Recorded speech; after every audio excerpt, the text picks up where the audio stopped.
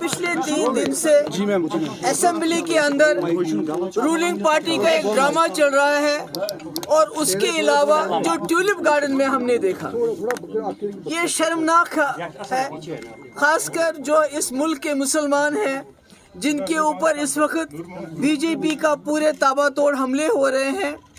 उनको यहाँ की लीडरशिप उमर साहब ने, फारूक साहब ने मिलके, जो वहाँ से मिनिस्टर आए थे किरण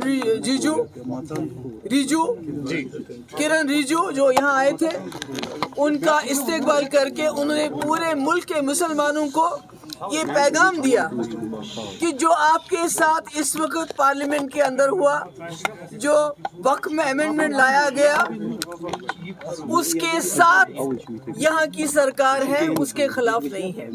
जिससे मैं समझती हूँ हमारे मुल्क के जो मुसलमान हैं उनकी हिम्मत ऑलरेडी जो टूट चुकी है, जो एलिनेटेड फील करते हैं, जो मुसीबत में फील करते हैं, मुझे लगता है उनके लिए ये बहुत ही बुरा पैगाम था जो यहाँ से चला गया।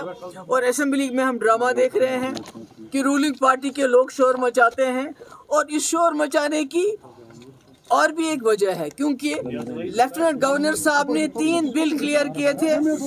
एक तो जो डेली वेजेस को रेगुलराइजेशन का, जो बेचारे सालों साल से बिना तनख्वाह के बहुत थोड़ी रकम पे काम कर रहे हैं, वो बिल क्लियर था। जो ज़मीन, गरीब लोगों को ज़मीन देने के लिए जो वहीद परा साहब ने और एक बिल लाया था, उसको एलजी ने क्लियर किया था। और तीसरा बिल, शराब के ऊपर बैन लगाने का बिल, वो भी क्लियर कर लिया था। तो इन तीनों तमाम बिल से बचने के लिए, डेली वेजेस को रेगुलराइज करना, गरीबों को ज़मीन देना और शराब पे पाबंदी, इन बिल्स के साथ अटेंशन डाइवर्ट करने के लिए असेंबली में हंगामा किया गया।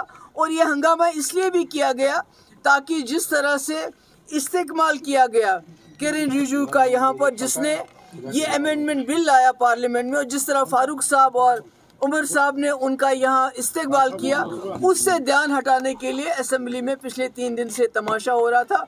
और आज हमारे साथ यहाँ हमारे एडवोकेट मजीद साहब हैं जो सुप्रीम कोर्ट लॉयर हैं। तो आने वाले 1-2 दिन के अंदर इंशाल्लाह हम भी इस जो वक्फ बिल पे अमेंडमेंट लाया गया उसको चैलेंज करेंगे। Ma'am, today Prime Minister has said that we brought this bill. ये तो कोई नई बात नहीं है। जो हो रहा है, यहाँ सैटेलाइट टाउन्स बन रहे हैं, उमर साहब उस पर खामोश है। लाखों कनाल जमीन दी जा रही है, किसके लिए दी जा रही है?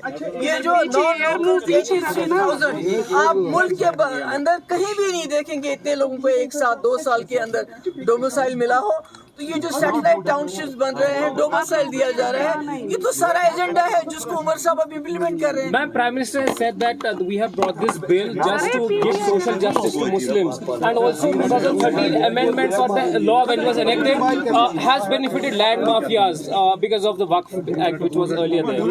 How do you see the statement that whether it has really empowered Muslims socially?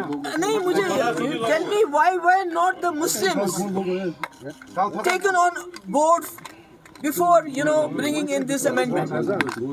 Nobody, कोई मुसलमान किसी, सब इसकी मुखालफत कर रहे हैं।